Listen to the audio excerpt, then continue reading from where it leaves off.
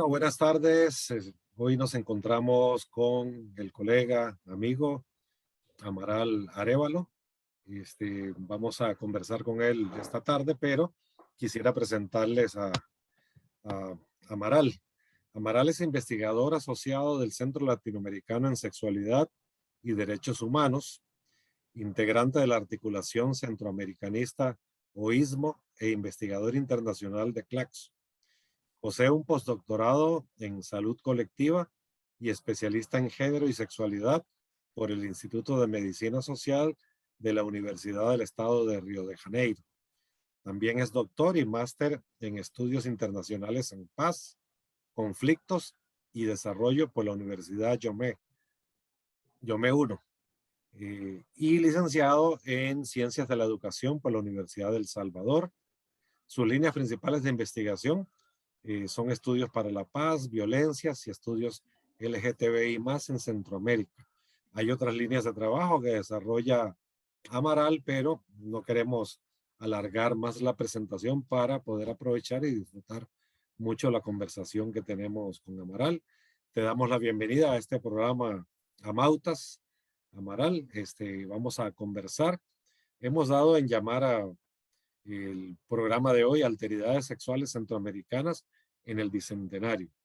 Una vez más, el Bicentenario es una excusa para que podamos conversar lo que hemos avanzado, lo que no hemos avanzado y los desafíos que nos esperan como sociedades centroamericanas. Así que te damos la bienvenida a Amaral y tal vez ahí que nos cuentes ¿a qué le llamamos alteridades sexuales?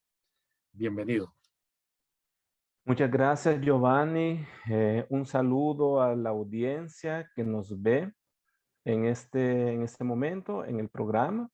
Muy agradecido por esta invitación para hablar un poco sobre la temática de las alteridades sexuales en Centroamérica del Bicentenario.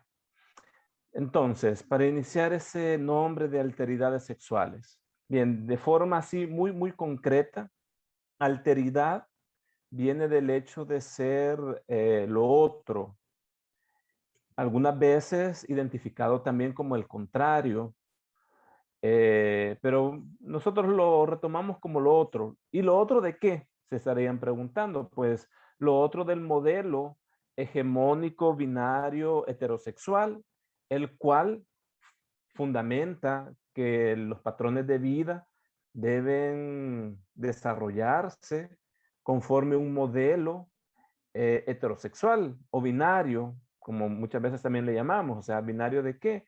Binario con esas polaridades de únicamente masculino, femenino, en una visión pero muy restringida y tradicional, que se fundamenta básicamente en el biologismo sexual de la diferencia sexual como tal. O sea, alguien nació como hombre, vive como hombre, realiza actividades que son estipuladas como hombre, se casa, tiene hijos y muere como hombre. Y lo mismo se puede decir con la situación de la mujer. Entonces, a esa dinámica también la filósofa Judith Butler la nombra como heterosexualidad obligatoria. O sea, como que es el patrón de vida que todas las personas, desde que nacemos, deberíamos de desarrollar hasta nuestra muerte. Pero como en todas las normas y en todas las leyes que se pretenden absolutas o hegemónicas, siempre hay fracturas, siempre hay disidencias, siempre hay una serie de diversidades y en este caso lo que yo nombro como alteridades. ¿Por qué? Un tanto, porque el concepto también, no voy a entrar mucho a hablar de él, pero la situación de diversidad sexual está más enfocada muchas veces a un territorio eh, económico y político restringido que tiene a veces conexiones con los parámetros o las propuestas neoliberales. Entonces ustedes alguno puede acordarse estas campañas publicitarias de Color of Benetton, que colocaba diferentes modelos de diferentes colores, digámoslo así, personas negras, latinas, blancas, asiáticas, para mostrar como que esa diversidad, una diversidad incluida en esa propaganda. Pero al final el objetivo era vender, o sea, no era reivindicar derechos, es vender. Entonces muchas veces el concepto de diversidad sexual en algunas ocasiones es utilizado para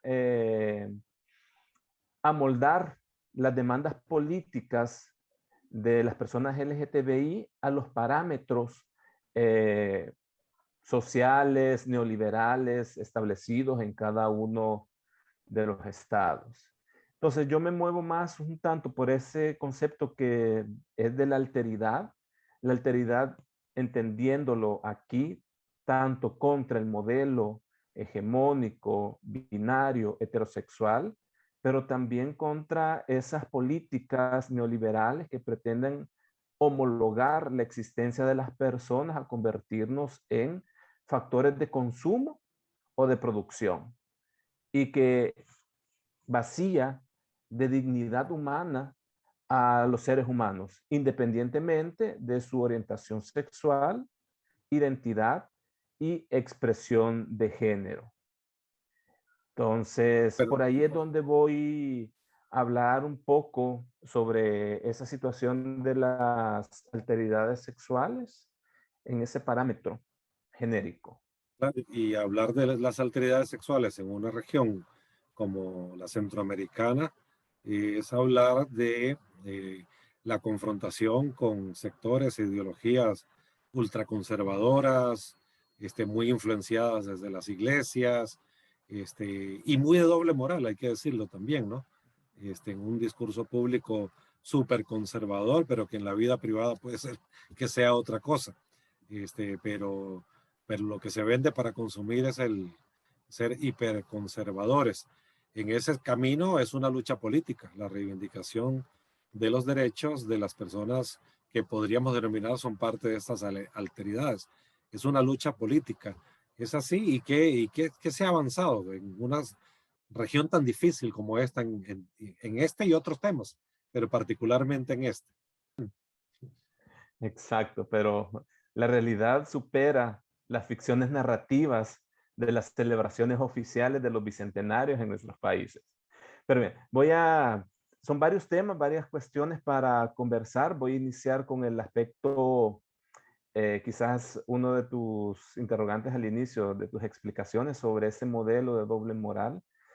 Pues es muy interesante porque nuestras sociedades en esa conformación de modelo, mientras tú no, o sea, mientras tú pactes públicamente con el modelo binario heterosexual y no reivindiques derechos y no reivindiques tu diferencia al interior de esos modelos, de una u otra forma puedes pasar desapercibido y desarrollar una vida públicamente heterosexual, pero como tú lo mencionas, en la intimidad puedes tener otros tipos de prácticas sexuales.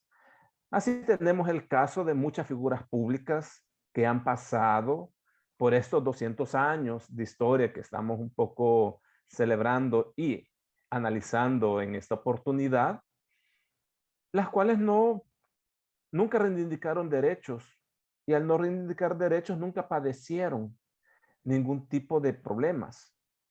Pero ¿qué acontece cuando te vas a personas que salen y los moldes de esa heterosexualidad obligatoria no son suficientes para vivir?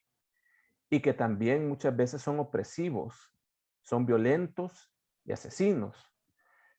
Entonces se reivindica esa diferencia, esa alteridad, muchas veces como una estrategia de sobrevivencia, o por lo menos para tratar de sobrevivir a los embates continuos que se presentan y sobre todo como una política de nuestros estados que es la precarización de la vida, que sobre todo la padecen las personas con menores capacidades y potencialidades para poder sobrevivir y poder enfrentarse contra estos embates. Entonces, ¿qué acontece en nuestra Centroamérica del Bicentenario? ¿Qué ha pasado en estos 200 años de existencia? Pues bueno, hay que comenzar hablando sobre el periodo colonial, o sea, las prácticas sexuales entre personas del mismo sexo, identidades de género disidentes a la heterosexualidad, como ahora lo conocemos, llamámosle así, identidades de mujeres trans, de hombres trans, siempre han existido en nuestra región. Ya los primeros cronistas en Panamá tenemos el caso de Vasco Núñez de Balboa, que tira a la hoguera a 20 identificados sodomitas que realmente estaban ejerciendo una identidad femenina, aunque su cuerpo biológico era hombre, pero por esa disrupción de ese modelo fueron condenadas a muerte. Igual, si nosotros nos vamos un poco más lejos, en Guatemala, en la cueva Naish Tunish, hay una representación iconográfica de dos hombres teniendo prácticas sexuales entre ellos. Entonces, la situación de la disidencia o las alteridades sexuales no es una condición moderna occidental. Tal vez la forma como nosotros llamamos en este momento homosexualidad, identidad de género, transexuales, transgéneros, gay, lesbiana, sí sean extrapolaciones del mundo occidental, pero ya nuestros pueblos tenían nombres específicos. Uno de los más representativos que ha evolucionado y ha sido apropiado para reivindicar derechos por las comunidades LGTBI en Nicaragua es el cochón, que viene desde una palabra de origen indígena que sería el cuilión, que tuvo, como todo lenguaje mestizo, que tiene una evolución de 500 años con los primeros contactos con españoles, va desarrollando y va evolucionando hasta tener al actual cochón, que es utilizado para, en algunos puntos, reivindicar derechos, pero por otros para hacer insultos y menospreciar a las personas. Entonces tenemos eso. Tenemos el punto de que hay que partir de que ya existían estas prácticas sexuales y también estas identidades con otros nombres, pero ya existían. Viene la época colonial, implanta un modelo de pensamiento en donde la iglesia como matriz ideológica presenta al sodomita y a la sodomía como prácticas humanas que no deberían de existir en este nuevo mundo que fue caracterizado como el nuevo mundo o el reino de Dios, que no debía de existir nada de eso. Entonces se establecieron una serie de leyes y normas en donde que la figura jurídico, moral, religiosa del pecado nefando se utilizó para castigar a aquellas personas que contravenían la lógica del deseo heterosexual y tenían prácticas sexuales entre ellos, o también aquellos casos muy específicos que contravinieron el biologismo determinativo, binario, ser hombre o ser mujer, y nacieron con unas características de la intersexualidad, las cuales fueron objeto de estudio y también de castigo en nuestra Centroamérica colonial. Vino la época de las independencias, lo cual se asumía que estaban por ser influenciados por el pensamiento revolucionario francés del siglo XVII, del siglo XVIII, en donde la razón iluminaría los diferentes ámbitos de la sociedad.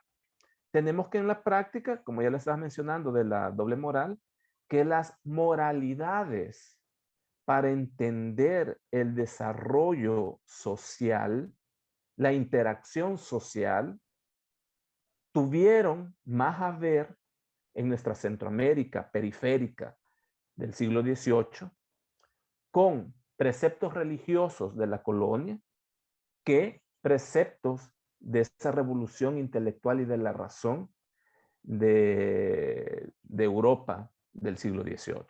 Entonces, tenemos eso a la par que había como un pensamiento que propugnaba libertad, pero en la práctica no era una libertad genérica, era una libertad heterosexual, o sea, que te mantenías en los parámetros de la heterosexualidad obligatoria como tal. Pero bien, un punto importante que decirlo, que se eliminan en los códigos penales los delitos de sodomía en la mayor parte de países de Centroamérica. Sin embargo, en el desarrollo de la ciencia o lo que Foucault llama el biopoder de la medicina, y en este caso particular de la psiquiatría, a partir de la segunda mitad del siglo XIX, se comienza a hacer el desarrollo de la ciencia psiquiátrica y comienzan a presentar y a categorizar. Si antes era el sodomita, ahora comenzaron a hablar sobre el invertido sexual y comenzaron a hablar de la diferenciación entre lo normal y el anormal, en donde todo aquello que no pactara con la heterosexualidad era catalogado como anormal.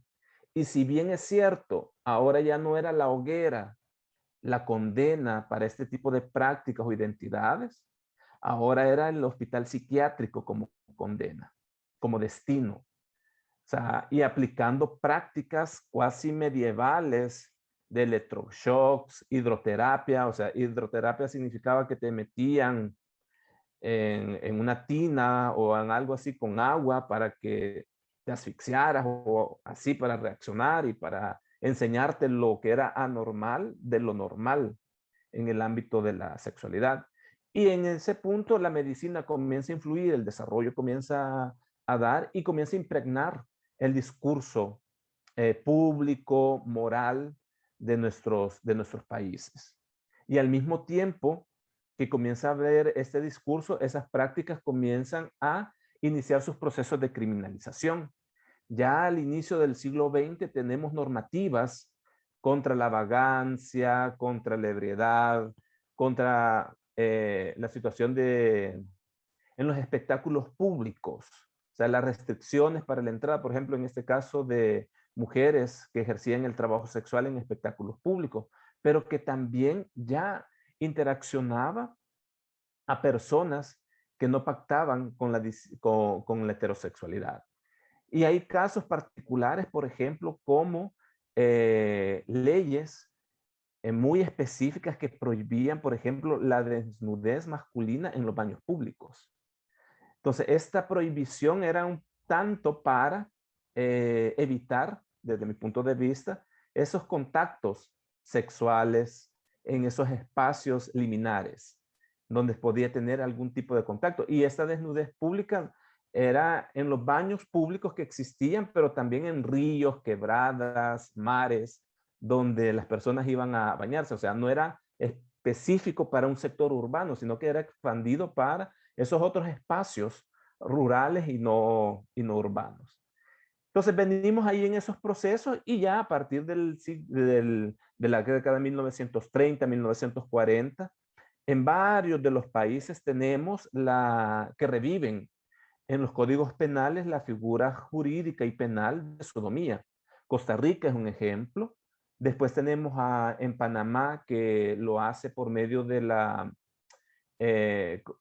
¿cómo se llama? Eso del código penal, no, del código médico para establecer como restricción o como tratamiento para la homosexualidad, la situación de los manicomios, pero también daba multas, o sea, entre 50, 500 balboas por tener ese tipo de prácticas si eran descubiertos.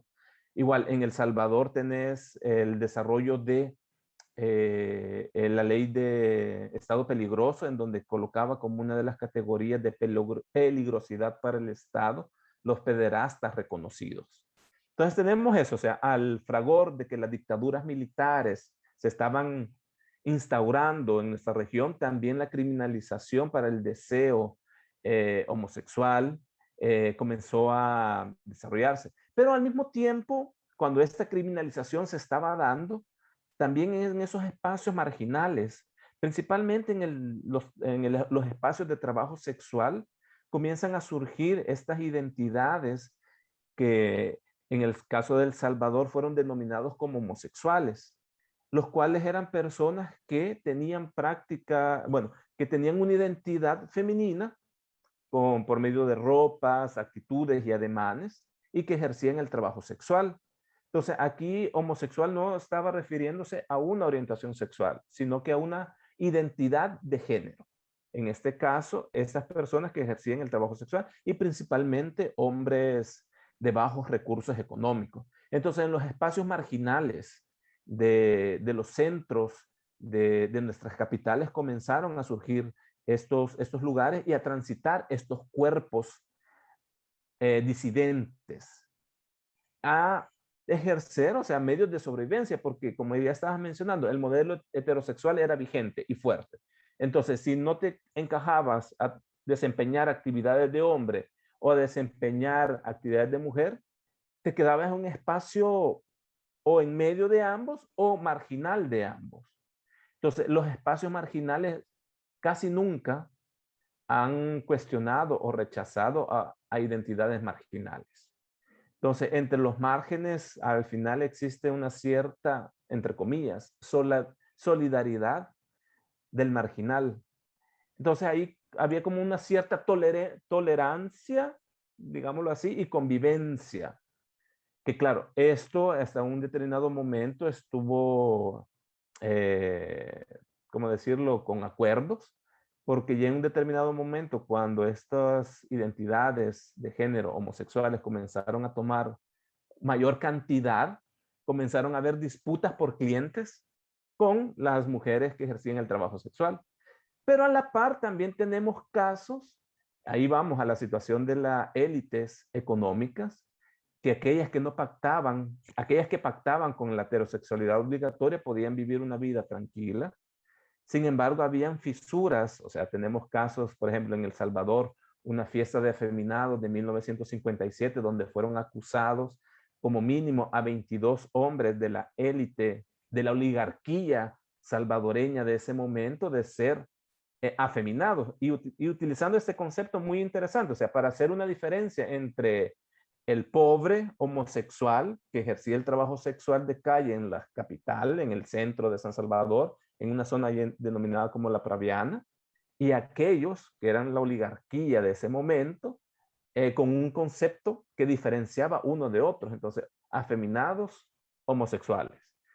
Y así va, estos procesos comienzan a ver nuestras revoluciones armadas, en donde en la mayoría de casos se reprodujo el fenómeno de esto, de que si eras una persona de la disidencia sexual, una alteridad sexual, pero mientras no dijeras públicamente que lo eras y que tus prácticas sexuales no impidieran desarrollar tu entrega a la causa revolucionaria, podías tener cabida entre las líneas guerrilleras o de las disidencias políticas.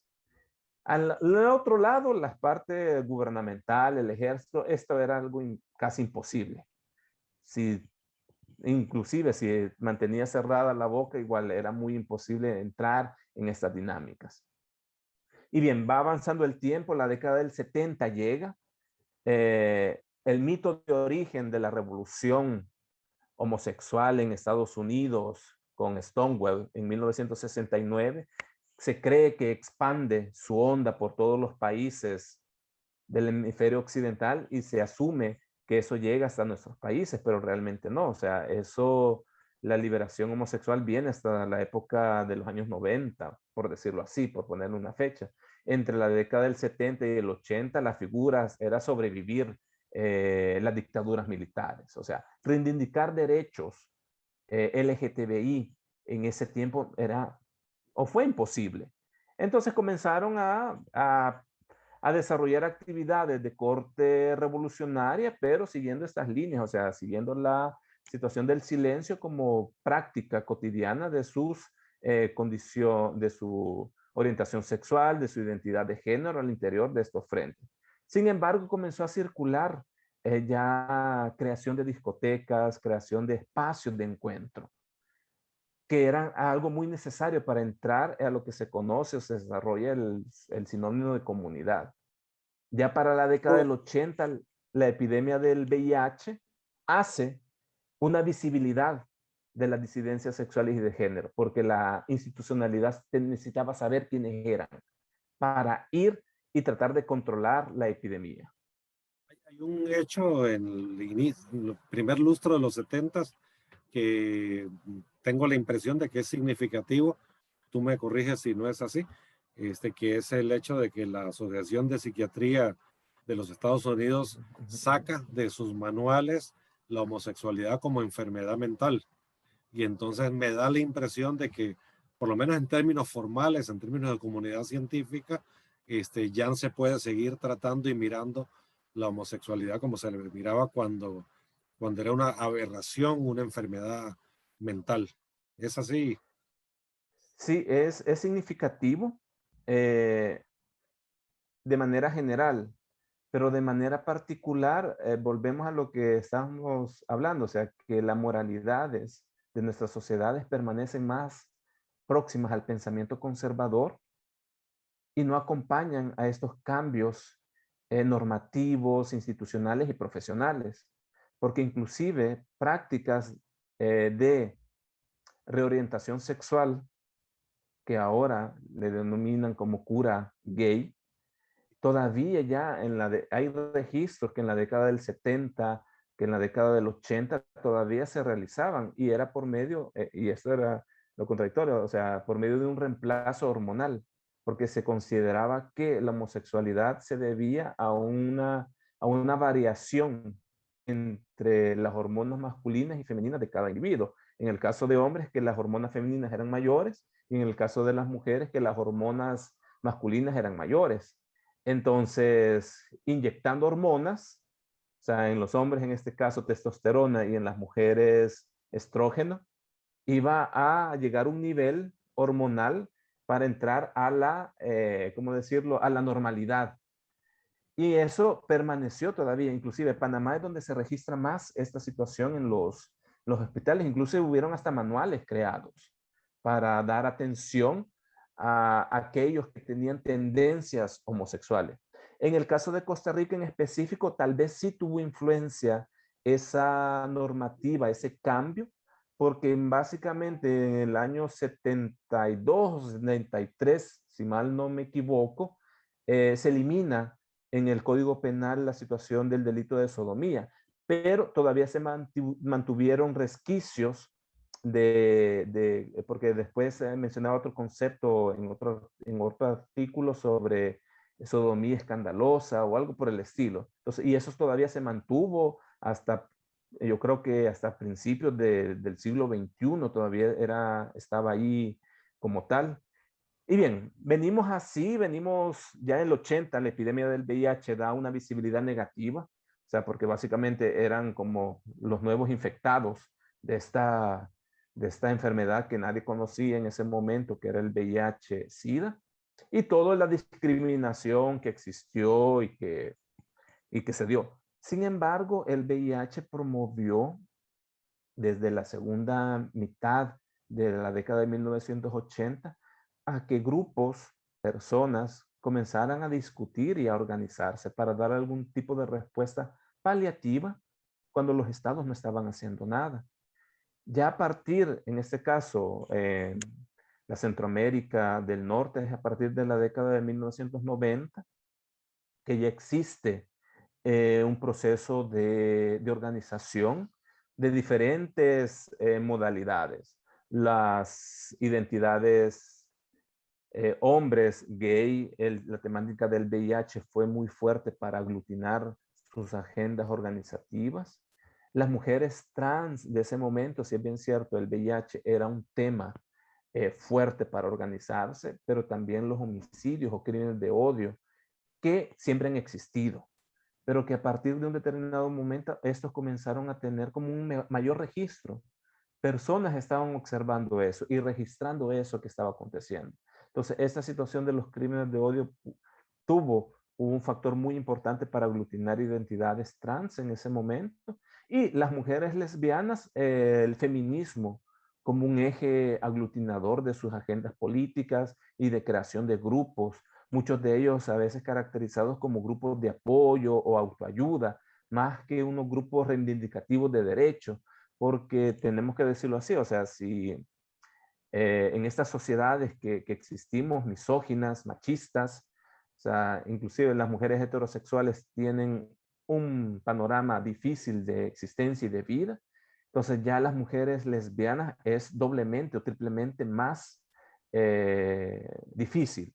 Primero por ser mujeres, segundo por ser lesbianas y bueno, y ahí va aumentando las categorías, porque tomémoslo en cuenta así, o sea, después tenemos los marcadores sociales de la diferencia que pues, se pueden interaccionar de forma negativa, o sea, una mujer lesbiana, negra o indígena tiene, o sea, está triplemente cualificada o discriminada. Entonces así vamos aumentando la situación de las categorías de precariedad cuando adjuntamos estas categorías.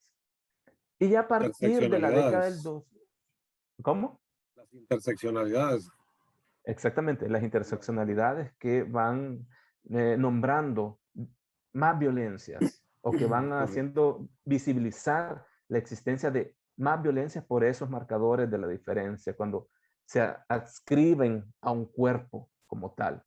Ya a partir de la década del 2000 tenemos, bueno, y eso también a nivel Centroamérica, pero también a nivel global, un repunte de defensa de los derechos humanos en temáticas de orientación sexual, identidad y expresión de género. Entonces, aquí también los grupos organizados comenzaron a luchar por institucionalizarse, a obtener formas de financiamiento, a hacer más visible la situación de las marchas de la diversidad sexual o del orgullo gay y lésbico, como eran nombradas a final de la década del 90, comenzaron a desarrollarse por casi todos los países. En El Salvador inicia en 1997, después Guatemala, después, sí, Guatemala, Honduras y Nicaragua entre 1999 y 2000. En Costa Rica comienza a desarrollarse en 2003 en la plaza, ¿cómo se llama? ¿De la República o de los Tres Poderes? Hay una plaza donde está la Corte Suprema, la plaza está la Plaza de la Democracia y Yo creo que está ahí, esta que es la la Plaza Plaza de de la la Justicia, Democracia. la Plaza de la La Plaza de la Democracia, sí. Democracia, creo que fue ahí que comienzan a establecerse los primeros festivales LGTBI en 2003 y la primera marcha sale en 2010.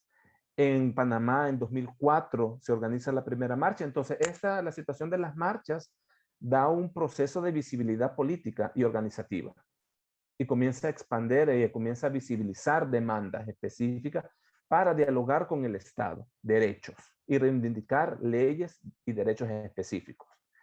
Ya esto comienza a tener un fuerte impulso en la mayoría de países a partir de la década del 2010, a tener éxitos, a reconocimientos, a eliminar ya, por ejemplo, en Nicaragua, la situación del Código Penal que volvió a penalizar la sodomía a partir de 1990-91, a eliminar, por ejemplo, en Panamá, la situación de ese código que restringía o que punía la homosexualidad y aplicaba ese tipo de terapias de reconversión.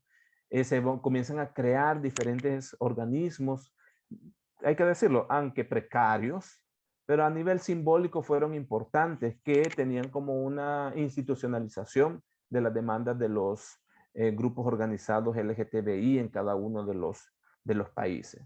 Sin embargo, a partir de la década del 2000, a partir de la mitad del 2020, del 2010, perdón, como entre el 2014 y 2015, comienza una arremetida nuevamente del eje conservador, neoconservador y de los grupos fundamentalistas, y en este caso del ala neopentecostal más recalcitrante que puede existir hasta el momento, y comienzan a utilizar y hacer alianzas político-religiosas entre iglesias evangélicas, la iglesia católica y grupos políticos de ultraderecha de cada uno de los países, y comienzan a llevar una campaña como caballo de Troya, tanto las demandas de los grupos feministas, demandas de personas LGTBI, como si fueran, las crean como si fueran situaciones que van a venir a acabar y a destruir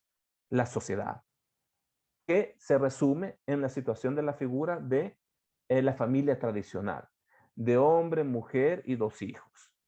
Entonces, Gato y el perro. esto, y el gato y el perro, cabal, exacto. Entonces, esto crea en sociedades altamente fundamentalistas con con un bajo desarrollo de análisis educativo, o sea, que no sabe analizar muchas veces la realidad que está sucediendo, y se cree muchas veces esos discursos que mientras quienes más lo digan, tienen más verdad. Entonces, asumen Amaral, esa situación. perdón Ujú. que te interrumpa. Es que por razones de tiempo, ahora que está mejor la conversación, me da temor que ya se nos corte. Ujú. Quisiera más bien pedirte si pudieras, digamos, ir acomodando un cierre, tal vez mencionando desafíos que podríamos tocar Ujú. en otro encuentro. Perfecto. Pues Perdón que me bueno, atraviese así. no hay problema. En esa situación de desafíos, ¿qué vemos en este momento? En la situación de la violencia contra identidades LGTBI en aumento por, por expresar lo que uno es. Si ya bien teníamos un desarrollo de visibilidad política ganada en la década del 2010, a partir del 2020, esta visibilidad comienza a querer ser restringida, y quiere ser restringida de forma violenta. O sea, quiere devolver a todas las personas LGTBI a los armarios. Sin embargo, a los armarios del silencio, del olvido, no estamos dispuestos a volver. Entonces, y ahí comienza a ver ese punto de violencia contra las personas LGTBI. Entonces, hay violencia brutal y bárbara que conlleva procesos de tortura. O sea, porque no basta con eliminar o asesinar a la persona, sino que tiene que sufrir por ser lo que ha sido, y conlleva eso. Entonces, esa situación de la violencia contra personas LGTBI es algo que debemos de tomar muy en cuenta. La situación de los diálogos con los estados, que teníamos o parecía haber un avance en la década del 2000, del 2010, pero ahora volvemos a procesos de retroceso. Y entonces, y esos procesos de retroceso nos pueden conllevar a padecer nuevamente la criminalización como hace 10, 100 años, 80 años, 70 años. Entonces estamos en un proceso de franco retroceso. Y en términos puntuales también al interior de las poblaciones LGTBI, los acuerdos políticos más interseccionales y más amplios, en donde veamos que es necesario una articulación política general para poder resistir estos embates, tanto de los procesos neoconservadores y fundamentalistas que están existiendo, como también los embates de los procesos del sistema neoliberal que precariza nuestras vidas y nuestras existencias. Y más o menos por ahí, esos 3 retos para las personas LGTBI en la región centroamericana son únicamente 3 que menciono, pero Sí, son sí, sí. muy difíciles para desarrollar en estas décadas que nos hacen falta. Son precios muy complejos, y en un contexto realmente difícil. Acá en Costa Rica, por ejemplo, en las elecciones anteriores se disputó la presidencia de la República entre el que ganó y un pastor fundamentalista religioso, neopentecostal, con el discurso ¿no? Y la clase política en general, aunque sus partidos jueguen de progresistas, fueron a la marcha por reivindicar a la familia, etcétera, ¿no? Había que dejarse ver allí, se tenían que dejar ver allí. Entonces sí, hay una vuelta conservadora muy peligrosa que incluso ha animado violencia, ataques físicos contra muchachos, contra muchachas. Es una situación muy, muy jodida la de Centroamérica en términos de derechos humanos. Porque sí, ese es parte de nuestro enfoque de trabajo, el enfoque de los derechos humanos. Y en esto Centroamérica tiene 200 años, pero las tareas pendientes son muy, muy grandes. Amaral, de Sí, verdad quiero agradecerte mucho. Si quieres hacer un cierre, pero yo te agradezco sí, y, montones todo lo que hemos aprendido. y esos procesos, esa vuelta al pasado es peligrosa y violenta. Entonces, como se ha dicho aquí en Brasil desde el 2018 también, o sea, que nadie suelte la mano de nadie, porque aquí o nos salvamos todos o perecemos todos, porque esta política del exterminio viene a exterminar a todo el mundo. O resistimos y nos salvamos todos o nadie va a quedar. Entonces, esto no es algo fatalista, sino para la reflexión, a la unión y a explorar nuevas formas de resistencia y de lucha, que para eso estamos, o sea, necesitamos repensarnos, vivir, expresarnos, analizar, crear, disfrutar, porque al Y final también, y sensibilizar a nuestros sensibilizar. estudiantes, a nuestros compañeros, a nuestras familias, que creen que esto es ajeno a la cotidianidad y no, es más presente de lo que muchos quieren pensar. Amaral, de Exactamente. verdad, muchísimas gracias, muchísimas gracias. Mm, Vamos a tener que seguir conversando. Un gran abrazo sí, sí. hasta Brasil. Bueno, Muchas hasta gracias, luego. Giovanni. Un fuerte abrazo a Sí, todos, a todas, a todes y seguimos aquí en la lucha. cuídate Chao, chao. mucho.